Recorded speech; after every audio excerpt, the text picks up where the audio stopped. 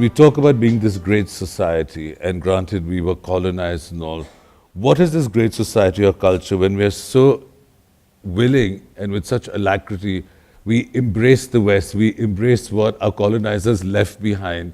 We judge our own if they don't match up to this, when they don't feel comfortable enough. So perhaps you can help me resolve this constant confusion I have in terms of where we as a culture, why have we done this to ourselves? We need to understand the difference between conquest and colonization. Conquest is to beat somebody down and sit on top of their heads. Colonization is to convert people into your way so that they'll serve you without thinking they're serving you. So some of the things which were the strengths of the nation were clearly mocked out by the British. You must see the letters that Macaulay wrote to the Parliament. So he said, there are three things which makes India to be a place which is impossible to be conquered. One thing is his education system, another thing is its spiritual process, another thing is its family and cultural strength. If we don't weaken these three things, we will never conquer. Wherever they went, they had absolute success, 100% success. You go to Australia, it is another England, okay?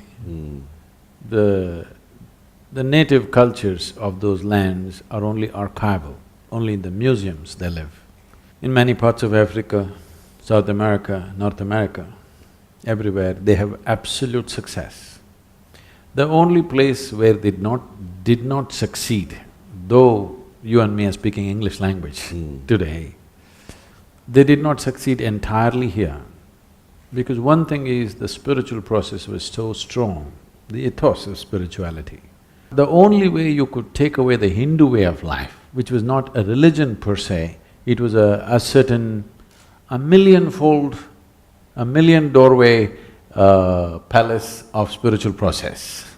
Not one kind of process, not one kind of belief. The only way you could kill this was to kill every human being that lived in this country. Because there was no one papacy, one focused place where all the knowledge is centered, it's just happening. Decentralized, completely decentralized. So it's because of this you still have some India left. That's the only reason. Otherwise in 250 to 300 years' time is a long enough time to subjugate people and change everything about them. It's a matter of 8 to 10 generations of people. Everything can be wiped out in 10 generations.